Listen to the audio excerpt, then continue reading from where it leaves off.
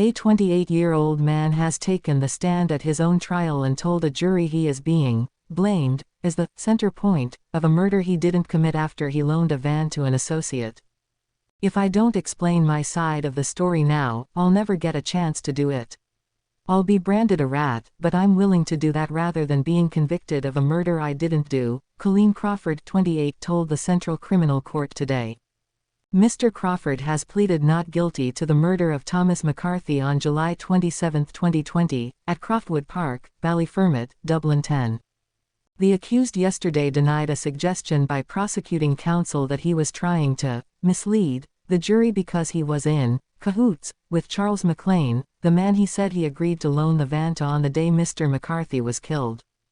Under cross-examination, Bernard Condon SC put it to the accused that a suggestion he was in fear of Mr. McLean was untrue because Mr. McLean has already been sentenced for matters related to the case and cannot be prosecuted further in relation to this offense.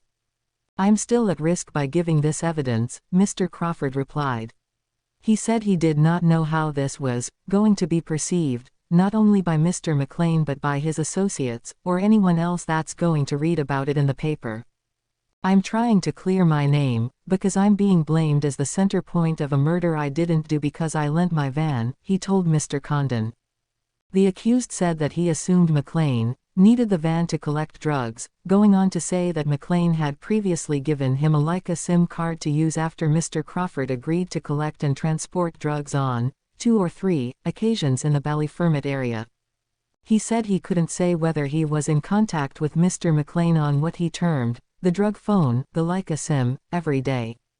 Mr. Crawford said the man who collected the van was a mate of McLean's who had bones sticking out of his face, going on to confirm that his evidence was that, after the van was collected at around 9:30 a.m. that morning, he then went to his grandmother's house where he had food, a shower and changed his clothes.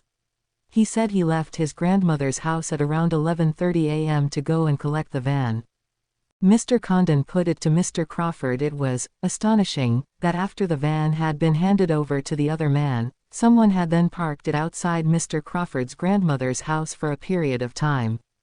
The jury also heard evidence from Detective Garda Ronan Coffey that during an interview with the accused at Clondalkin Garda Station on October 16, 2020, the Gardaí gave him a caution under Section 19A of the Criminal Justice Act.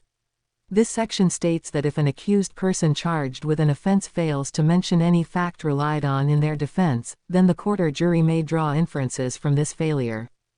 The jury heard that when asked if he wished to give his account in relation to the charge against him, the accused replied, "No comment."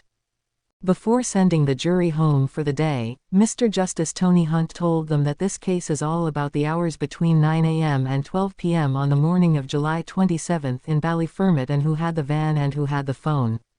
He said that these circumstantial cases are about constructing a rope from the strands, going on to draw an analogy between the childhood game of putting ice pop sticks together with glue to create a construction that would have great strength.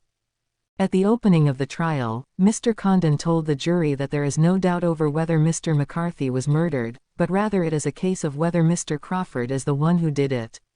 He said there was undoubtedly more than one person involved in a conspiracy over the murder. He said it is the state's case that the accused is the gunman who repeatedly shot Mr. McCarthy, quite viciously and without mercy, at the front door of his mother's home. It is the prosecution's case that a number of vehicles were involved in the shooting and that Mr. Crawford came to the scene in a blue Ford Fiesta car which was seen driving in and out of the area on CCTV. The trial continues tomorrow before Mr. Justice Hunt and the jury of 6 men and 6 women.